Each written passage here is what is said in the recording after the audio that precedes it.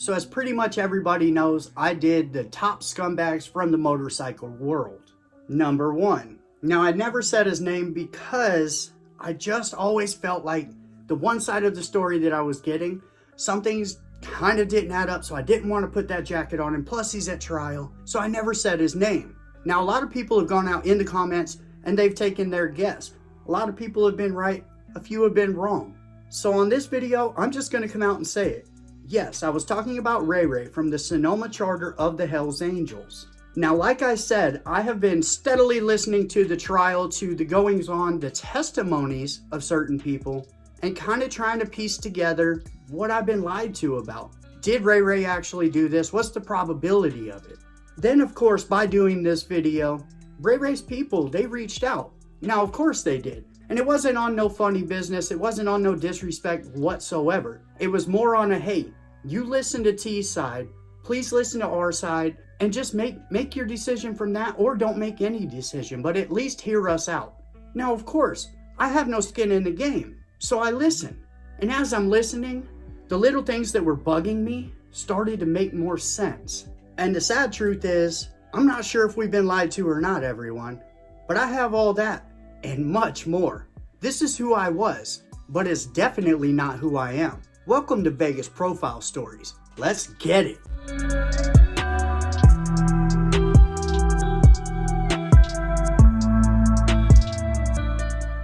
So we all know who Ray Ray is. He's the legendary 81 that ran in, wall of Mongols, threw the first drop kick in the middle of the Laughlin River riot in the casino floor, popping off a 70-man riot between the Mongols and the Hells Angels. Now, obviously, he's on trial right now for the Sonoma, Fresno, Salem indictment. Now, after getting phone calls from people close to and victims in this case, well, I sat on it. I sat on all of the knowledge that had been thrown my way for months, really. Then the trial started. Then I was hearing this, I was hearing that, I was hearing this testimony, this. I couldn't take it anymore. I said, you know what? It's too much. And then I made the video. I made the video that has pretty much caused quite a bit of controversy. In that video, I told you how Ray Ray had been with two of his brother's club daughters, very young, 18, 19, 20. One of them was alleged to be under that. Then there was the wife. Now, Ray Ray is facing trial right now because that club brother's wife came forward and said, hey, he made me do something I didn't want to do in a manner that can get you put on a registry. Now, you sift through all the paperwork, all the reports. This is an open and shut case, right? You have victims telling you what's going on. You have police reports. You have court documents. You have everything you need to make the video. Well, what happens when you're wrong? Well, the trial's been going on for 7 weeks. The stories I've been told, well, they're not lining up with the testimony from the same people. 7 weeks of testimony. We're talking doctors, witnesses. They laid it all out there. Well, now it's gone to the jury. Within the week, I would guess maybe they'll come back. But my guess is going to be, it's looking really good for all 3 of those men. It's looking like not guilty, the way that this case laid out in court.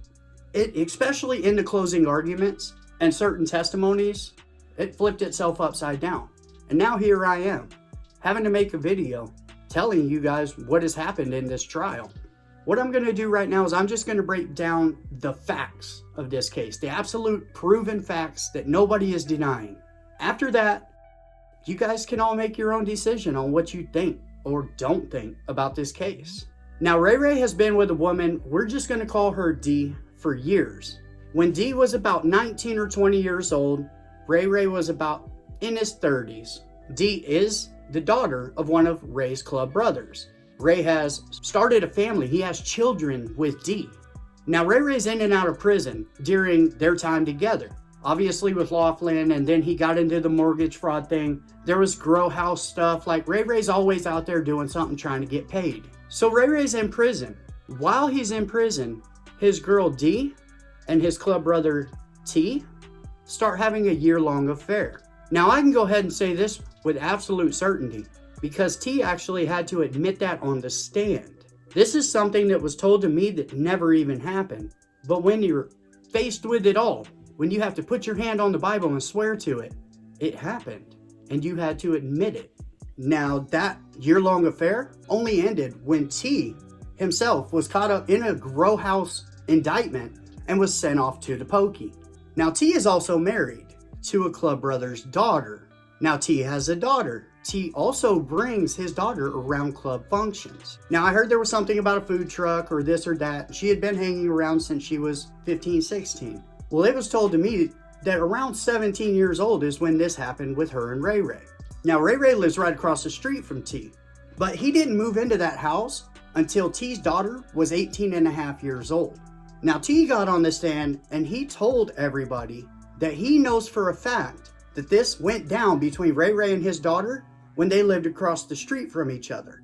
Well, then the lawyers went and they pulled up the mortgage, and they found out that Ray Ray did not move in till October of X year, and that would mean that she was at least 18 and a half when something was said to have gone on between Ray Ray and T's daughter. So that blows out right away that she was not of age to be able to consent to stuff like this. Is it still poor judgment? I mean, it looks like everybody's marrying everybody's daughters around here, so I don't know. Now, Ray Ray gets out of prison. Within 5 weeks, Ray Ray is told that his club brother T was caught doing something with his wife while he was in prison. That something? Oral massage. Now, doing something with a club brother's wife behind his back while he's in prison is automatic grounds to be kicked out of the club. Naturally, Ray Ray flips out. Ray Ray gets it all together, says, hey, he's out of here. He says, hey, I'm calling for his patch right now. He was with my wife, blah, blah, blah. The votes come in. T shows up at the clubhouse. This is where things get crazy. T comes into the clubhouse. Ray Ray starts socking him up right away. Now, in the police reports and from victim statements, this is when T tried to tell that he was tied up and all of this happened in front of him and he was clubbed with a bat and maybe whipped with a banger, that type of deal, right? Orbital bone was broken. Then Ray Ray did what he did with his wife and then let him go, basically. Said it took 4 hours. That is T's story. Well, up until testimony time. Up until the doctor's testimony on his injuries. Now, I'm going to run through that. Now, the doctor got on the stand and said that the injuries were consistent with landing on the floor, right? Now, it could be whacked with a bat. It could be hit with a hand or something like that, a knee. Who really knows? Any way it goes, it was not consistent with a banger, with being whipped. Bow. Didn't happen like that. After T gets what he gets, that's when the tattoo gun comes out. Let's cover up anything that says HA on it. And that's when, undisputedly, Ray Ray puts the dick on his head. So one of the club brothers in the charter, obviously, apparently, might have his own little banger on him. Ray Ray, he wants to smoke T right there. John stops it, and this tells you how good of a dude John is. T's cousin is actually in the clubhouse. He is a member of the charter. He is actually seeing this going down. He might even be involved. I'm not 100%. I'm not going to throw that on him. He at least watched it happen. John had the presence of mind to say, no, Ray Ray, you cannot do that to him in front of his cousin because he knows what that's going to do. He knows how that's going to make somebody feel. Can't smoke somebody's cousin in front of him. It's going to cause issues. John stops that from happening. This is when T speaks up, and this is all according to testimony in the trial. T says, F you, John, you never stand up to him, blah, blah, blah. This is when John gives him a little chan music. Apparently, this is also when Ray Ray calls T's wife. Says, hey, you better come get this dude before I send him to the upper room. She shows up. Ray gets in the car. Now, willing or not, that oral massage happened. Nobody's really denying it. One side you say, hey, she's been wanting to get with me forever. I got emails to prove it. And the other side saying it was forced on her. Now, either way, that bobber happens. But there's no DNA. There's zero DNA that points to Ray in this case. Why isn't there? Because they waited too long. They waited too long to report this. At first, T was saying he was in a motorcycle accident. Then T was saying that he was whacked with a bat. And then T finally came out and said that he was thumped by his bros and whipped and all of that, tied up, all this crazy story that has gone down. And that this happened to his wife. It was like a week after. Ray Ray had actually gone over to their house, to T and his wife's. because they were there. They had said, hey, we need everything that's got the death head on it. We need anything that's club related out of here. It's our stuff. They go over there. It isn't on some Jack Boy kick in the door type of deal. It's hi, how are you? I found some more t-shirts. I believe T's wife even got a hold of the cousin a little bit later, like a week later, and said, hey, I found more t-shirts. Why don't you come pick them up? It wasn't on no strong arm shit. This is when T's wife alleges that Ray Ray tried to come on to her again in the bedroom. It's said that Ray Ray maybe grabbed up on a boobie or something. I'm not going to say he did or did not, but that's about immediately when she called the police. The police were able to get DNA, but like skin cell DNA, not saliva, not your little guys, not your little marchers, none of that. But it was in the area that she said. But why wait a week? So immediately she goes to the hospital. They give her the kit, right? They swab her down there. Absolutely zero male DNA down there. None. They swab her mouth. There is DNA, but it is inconclusive. They can't say whose it is. She had brushed her teeth, all of that. Like whatever was in there is gone. Now she stated that she had spit that out onto his lap the night that it happened. So then they swabbed the car. No DNA found. Not on the steering wheel, the shifter, the seat, in between, the cracks, any of that. Now T's only injury, the only major injury, is the orbital bone. Now he's got lumps and bruises and things like that. He's obviously taken a whooping, but it wasn't one of those consistent with what you would think that it would be. You would think that this would have been much more. Everybody's lawyers are asking the doctors, well then why did you send him to a trauma unit? Why did you this or that? Well, it's because at first he had claimed he was in a motorcycle accident. So you have to go to a trauma center so that they can check your internal organs to make sure that there's nothing bad going on in there. That's because he had lied to them at first, of course. And then he said it was this, and then he said it was that. And I mean, who knows at what point did the feds come in and start talking to him and this becomes that? Because that's something that probably happens a lot when it comes to the feds in a case like this. But it does go back to him saying that he was there for 4 hours and they were working on him for 4 hours. Maybe he was, but maybe most of that 4 hours was probably the covering of the ink, right? Because his wounds just were not consistent with somebody who just got river danced on for 4 hours, especially by a guy like Ray Ray. By all means, and everybody's word, Ray Ray is that dude. He is a bad MFer. Not somebody I'd want beating on me for 4 hours, for sure. Now, there's also some sort of video. The video is of T's wife leaving and coming back before and after the alleged incident happened. Now, they're saying, oh, she had her hair up, she was wearing jogging pants and stuff when she left, and then when she got home, she basically looked the same. But her hair was in a different hairstyle. But, I mean, it's just, I don't want to say this did not happen to this lady. I don't want to say that it did. Basically, we're going to have to go by whatever this jury says. If he's convicted of it, you have to say he's guilty of it. And that's a bad place to be too. What else could T and his wife have done? There's this hatred for this man, right? This man just ruined your 14-year career in the club. How can you get him back? Well, you can put the dirtiest of dirty cases on him, or he could have committed the dirtiest of dirty cases and you are telling the truth. I don't even know what to think anymore. Now, Bucky Burke. Bucky is literally in this because Bucky, a member of the charter, is driving on the 101 in his truck, looks in his rearview mirror, and who's behind him? T's wife. Allegedly, Bucky gives her one of these or whatever, gives her a little hand gesture, does not threaten her, does not get out, does not kick her car, does not pull out the heat on her, none of that. Does not say a word or anything, just gives her that.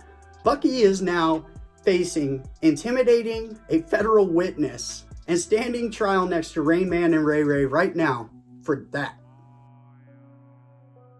That's wild. And when it comes down to it, the federal statute on the incident, on the assault, well, it's only covered if there's a banger involved. So of course they had to change the story from it was getting whacked with a bat to a banger to make it a federal case. Otherwise, it would be a state case. So that is the legal remedy that the lawyers are looking at right now when it comes to Ray Ray. They are saying you can't convict him on this because this is not a federal case. He never had a banger. What do you even say to that? Now, the lawyers did amazing, and that's what makes me think it very well could come back not guilty on all counts for all of them. Just as easily as it could come back guilty on all counts for all of them. I just don't even know. But I'm going to be listening in, and other people are going to be listening in, texting me if I'm missing it for sure. If you are listening to the link that I shared, or you are the one who shared the link with me, or any of that, and you hear them come back with a verdict, please text me, please message me immediately. Because I don't know where I'll be or when it's going to happen or any of that. I do know I do not want to miss that verdict. Now, also in this, the lawyers fought that the robbery in aid of racketeering cannot be on there because they didn't rob T and his wife's house. They went over there and were willingly given this stuff. What they're saying is a well-known thing if you're in that world. If you leave the club, give us the stuff. Now, nobody went over there on some gangster stuff. That's, like I said, is it a robbery? One thing's for sure, it does not get uglier than this at all. And it just got uglier. It just got more cloudy and murkier. Nailed that. It just got way more screwed up for me in my mind, because after hearing the victims, after seeing the reports, after all this, and then listening to the testimony and stuff just not quite adding up, I don't know what to think anymore. I don't know if he's the greatest. I don't know if he's the worst. Damn.